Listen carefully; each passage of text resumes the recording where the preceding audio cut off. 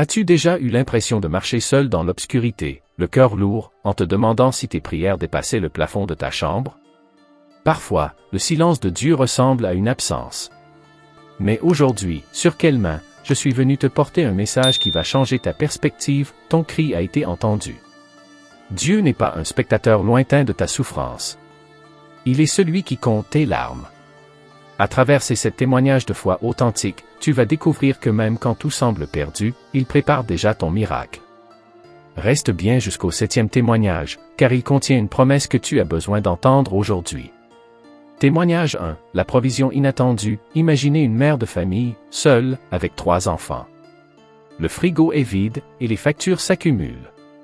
Sarah avait tout essayé, et ce soir-là, elle s'est mise à genoux. « Seigneur, je n'ai plus rien, mais j'ai ta promesse. » Le lendemain matin, une enveloppe anonyme glissée sous sa porte contenait exactement la somme nécessaire pour son loyer et de quoi nourrir ses enfants pendant 1 mois. Dieu n'est jamais en retard. Il est le Dieu de la provision, celui qui ouvre des chemins là où nous ne voyons que des impasses. Hébreux 13h5, je ne te délaisserai point, et je ne t'abandonnerai point. Témoignage 2, la guérison invisible. Marc luttait contre une maladie que les médecins qualifiaient d'irréversible. La douleur était son quotidien. Pourtant, dans sa chambre d'hôpital, il a ressenti une paix que personne ne pouvait expliquer. Sans explication médicale, ses résultats ont commencé à s'améliorer de jour en jour. Les médecins ont parlé de rémission spontanée, mais Marc savait, c'était la main de Dieu. Il nous rappelle que même quand le corps faiblit, l'Esprit de Dieu restaure. Psaume 34, 18. L'Éternel est près de ceux qui ont le cœur brisé. Témoignage 3. Le mariage restauré. David et Christine étaient au bord du divorce après 15 ans ensemble. Les mots durs avaient creusé un fossé que personne ne semblait pouvoir combler. Une nuit, séparément, chacun a prié en secret. Le lendemain, sans s'être concertés, ils se sont retrouvés dans le salon, les yeux rouges, prêts à pardonner.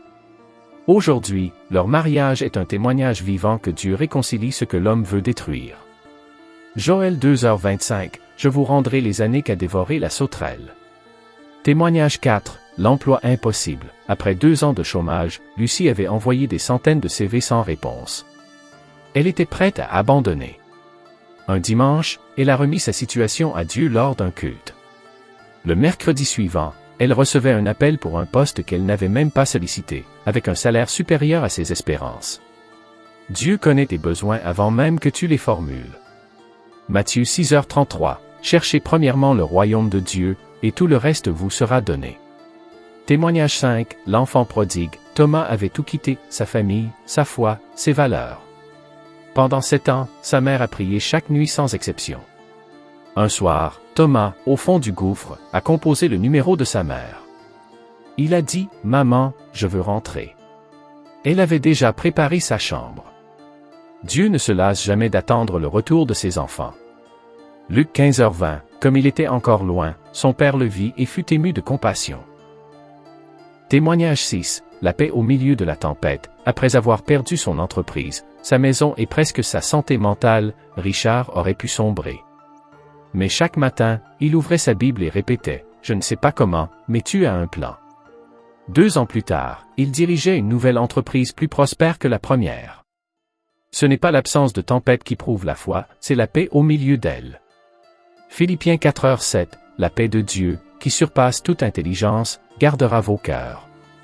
Témoignage 7, la promesse pour toi, ce dernier témoignage, c'est le tien.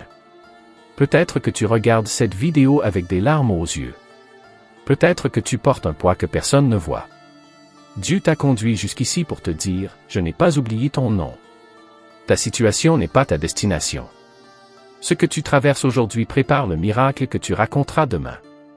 Jérémie 29, 11, car je connais les projets que j'ai formés sur vous, projets de paix et non de malheur, pour vous donner un avenir et de l'espérance. Si ce message a touché ton cœur, partage-le avec quelqu'un qui en a besoin. Abonne-toi à Quelle Main pour recevoir chaque semaine des messages qui élèvent ton âme. Dieu te bénisse. À très bientôt.